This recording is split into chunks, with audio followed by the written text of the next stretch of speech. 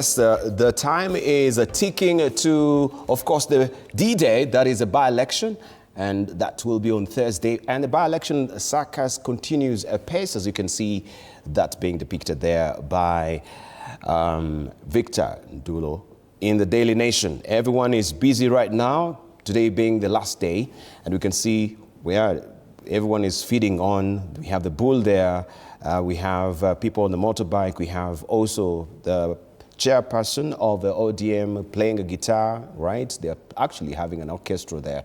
But also in the mix is a very interesting development where we have the opposition now saying that Wamuthende might be an IEBC imposter, and we have lawyer Ndegwa Njiru on his post posing this. He's asking a very critical question that maybe I will just highlight before we continue. Poghisio. He says, one, in the IEBC register, the UDA candidate is registered as Leonard Muriuki Njeru. In his nomination papers, he appears as Leo Wamuthende Njeru. In law, is this the same person? Yes. 2, can he be deemed to be a registered voter? 3, were these changes disclosed to the IEBC at the time of nomination? 4, did the IEBC rectify the voters' register to reflect these changes? And if yes, did the IEBC notify the general public via a gazette notice about the said changes? 5, can, in the circumstance, Mr. Wamuthende be deemed to be a registered voter for purposes of the by-elections? 6, the law under Section 10 of the Registrar of Persons Act states that if no objection is received within 21 days of the publication, the registrar shall register the change and issue a certificate to that effect. 7, was this certificate ever issued by the registrar? And if yes, when? And was it ever forwarded to the IEBC at the time of nomination? Noting that Mr. Wamuthende has only published the gazette notice. And finally, where is the certificate for the change of name? Do you think this is a potential legal minefield? Now we have two different personalities when we're talking about the name, and I think that's why we were actually saying what is in a name. Poghisio, maybe you can continue on that? Yes. Thank you, Dibran.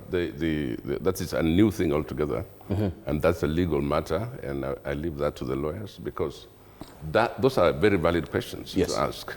Is this the same person? Has he met all the requirements for the change of name? And is this name reflected? And where is the certificate? For the voter, so that the voter knows that this means the same as this one, and doesn't have to confuse the voters on that note. So was it used as a scheme to just win the voters and not do the legal thing? I don't understand why anybody. Of course, there is a lot of aliases in politics. You like a name, you go for it, like Sonko, you go for it like Babayao, you go for it like, all those names are just created and aliases. But you can change that legally before the election and be sure it's captured. Right. Yeah. Yep. So in this case, I think it can be a very good matter, and for Advocate Njiru, who is a very solid, in my view, lawyer. He has valid questions that he's asking, and he wants answers, and the people in Mbeere-North want answers about that before they go to the election. So those must be resolved also by today. Yeah, you know, or in the next 2 days or so, before the 27th. So I'd like to say that maybe that is a way to deal with the matter legally, and I think both sides have got lawyers enough to answer those questions. I don't know about the reflection of a name, why you would have wanted that name, which apparently cannot be pronounced publicly, or for some reason in the culture, in the language. But so why would you go to a name that, you know, can also be ridiculed? Yeah. Indeed, and the question is just not about a name. Is a change of name because of the past history?